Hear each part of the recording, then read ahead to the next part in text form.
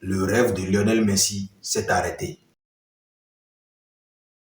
L'Espagne vient de battre l'Argentine 1-0 et gagner la Coupe du Monde. On vient de vivre 120 minutes de tension pure où deux groupes d'hommes ont tout donné pour un seul objectif.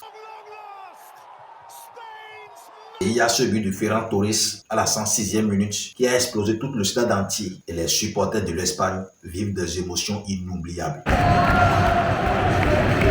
Mais dans cette vidéo, je ne vais pas te parler de tactique, mais je vais te parler de ce que cette finale nous apprend. Cette finale que tu viens de voir cette soirée, c'est juste le travail visible d'un travail invisible préparé depuis des années, y compris les matins à 5 heures, les blessures cachées et les sacrifices que l'Espagne et l'Argentine ont fait loin des caméras. Vous savez, la chance, c'est la rencontre d'une préparation et d'une opportunité. À un moment donné, Lionel Messi envoie des missiles, mais comme la coupe n'est pas pour eux, malgré tout ce qu'ils ont fait, l'Espagne les a renversés. Quelle leçon peut-on tirer de cette vidéo? Reste jusqu'à la fin et abonne-toi si tu n'es pas encore abonné et active la cloche de notification. Ce soir, une équipe était prête et l'autre pensait l'être. À 106 minutes de jeu, nul.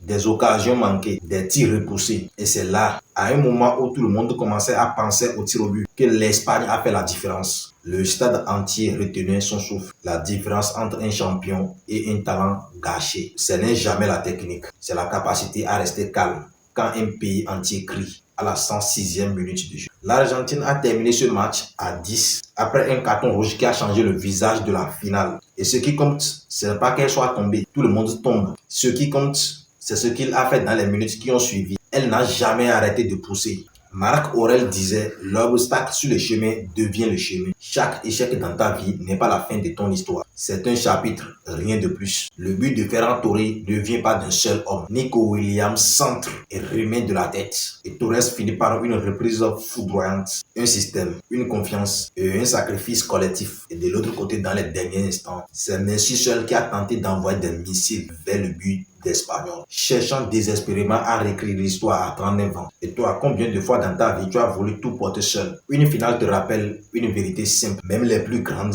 ont besoin d'une équipe autour d'eux. L'Espagne a gagné ce soir, 1-0. Elle décroche son deuxième titre mondial après 2010.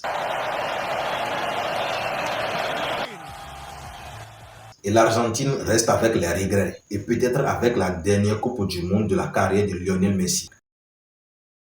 Mais voici ce que le monde ne va pas retenir. Dans quelques années, ce trophée sera dans une vitrine. Et ce qui restera, c'est comment chacun de ces hommes s'est relevé. Tu sais, la vie ne juge pas seulement tes victoires, mais parfois, elle juge ta posture face à la défaite.